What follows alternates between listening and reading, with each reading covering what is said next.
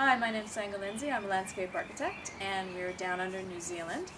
And today we're going to talk about the Chinese Scholar Garden. Now this garden is the gateway to beyond, and what it is this garden dates back to the Tang Dynasty in the 7th century. And for them, the gardens were havens for relaxation, meditation, and the cultivation of spirit.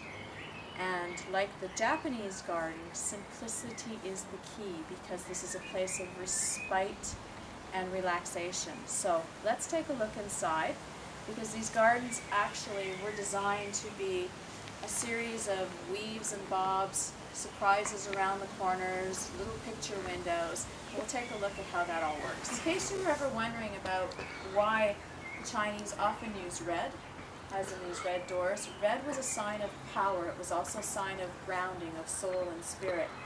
And this is something that you can easily incorporate into your garden as an accent or focal feature. Red is a very powerful color in the Chinese culture. As we cross through the gate, again you can see that our pathway isn't formal. It's windy, sinuous, very natural material made up of in this case, small mortared stone. The planting on either side is very, very green and simple. Pachysandra on this side, a sea of pachysandra, and rhododendrons. In fact, the rhododendrons have just finished flowering, but that's about all the kind of flowering that you would ever have in a Chinese garden. They didn't want a lot of distractions in their garden.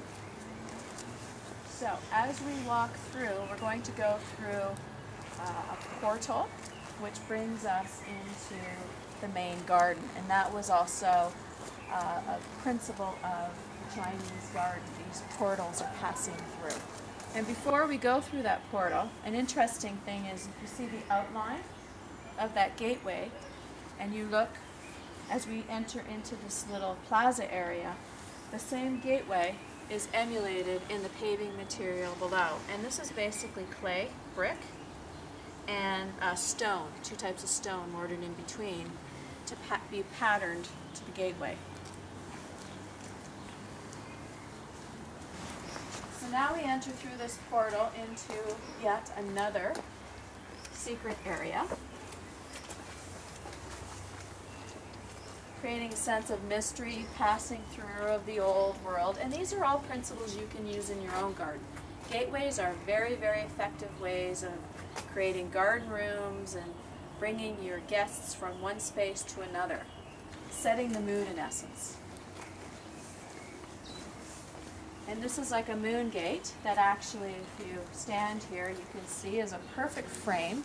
Again, every twist and turn in the garden is meant for the viewer to turn and look and see the next view ahead of him. And this is no different. This is a basic principle. We've turned left, looked through the moon gate, and now see the pond area and the bridge before us.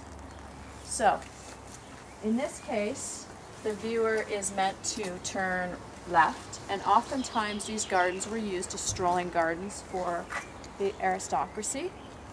And this is a very small example of this kind of garden. But the zigzagging is all about purpose. It's all about where's your next view, the window to a new garden. So again, the elements of the yin and yang are in here. In this case, a very simple planting with the main tree, bamboo, and primarily gravel with the yang stone. And our view changes as we look back over the pond. Our main focal point would be that bridge across the way and a sitting area. Some of the typical plants that you might want to consider in your Chinese garden are the mondo grasses, which give that sort of bamboo-like foliage, very consistent, very clean.